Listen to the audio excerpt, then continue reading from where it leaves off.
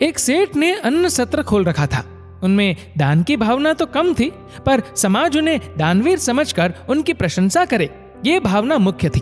उनके प्रशंसक भी कम नहीं थे। थोक का व्यापार था उनका। वर्ष के अंत में अन्न के कोठारों में जो सड़ा गला अन्न बिकने से बच जाता था, वह अन्न सत्र के लिए भेज दिया जाता था। प्रायः सड़ी ज्वार की रोटी ही सेठ के अन्न सत्र में भूखों को प्राप्त होती थी। सेठ के पुत्र का विवाह हुआ। पुत्र वधू घर आई। वह बड़ी सुशील, धर्मज्ञ और विचारशील थी। उसे जब पता चला कि उसके ससुर द्वारा खोले गए अन्न सत्र में सड़ी ज्वार की रोटी दी जाती है, तो उसे बड़ा दुख हुआ। उसने भोजन बनाने की सारी जिम्मेदारी अपने ऊपर ले ली। पहले ही दिन उसने अन्न सत्र से सड़ी ज्वार का आटा मंगवाकर एक रोटी बनाई, और सेठ जब भोजन करने बैठे तो उनकी थाली में भोजन के साथ वह रोटी भी परोस दी। काली मोटी रोटी देखकर कौतूहलवश सेठ ने पहला ग्रास उसी रोटी का मुख में डाला।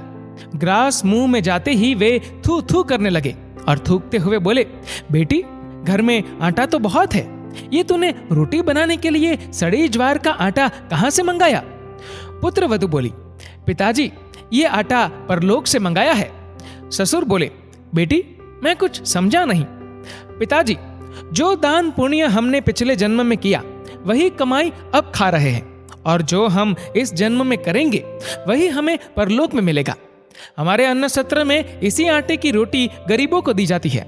परलोक में केवल इसी आटे की रोटी पर रहना है, इसलिए मैंने सोचा कि अभी से हमें इसे खाने का अभ्यास हो जाए तो वहां कष्ट कम होगा।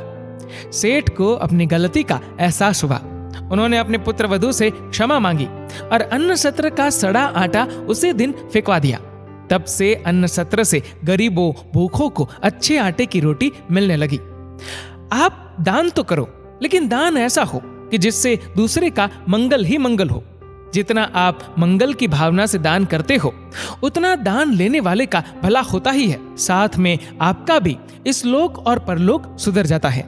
दान करते समय ये भावना नहीं होनी चाहिए कि लोग मेरी प्रशंसा करें, वाहवाही करें। दान इतना गुप्त हो कि देते समय आपके दूसरे हाथ को भी पता न चले।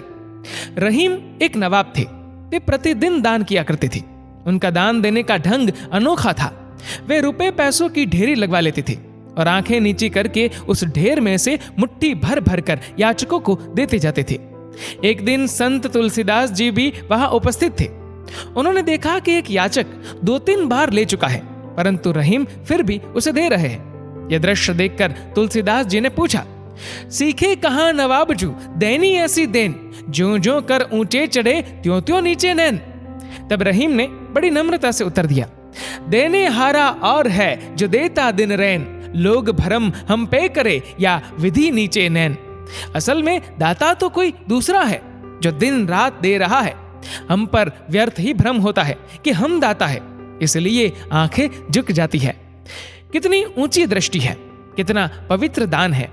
दान श्रद्धा, प्रेम, सहानुभूति एवं नम्रता पूर्वक दो। कूद कर, जल कर, खींच कर मत दो।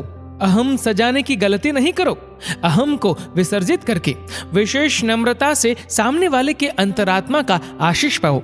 दोस्तों, इस वीडियो को लेकर आपकी क्या राय है, नीचे कमेंट करके बताइएगा जरूर। और अगर आपको ये वीडियो अच्छा लगा हो तो इस वीडियो को लाइक करेगा, शेयर करेगा ज्यादा से ज्यादा लोगों तक, और ऐसे ही और भी इंस्पिरेशनल वीडियोस के लिए सब्सक्राइब करें हमारे यूट्यूब चैनल को और फेसबुक पर फॉलो करें हमारे पेज को। धन्यवाद।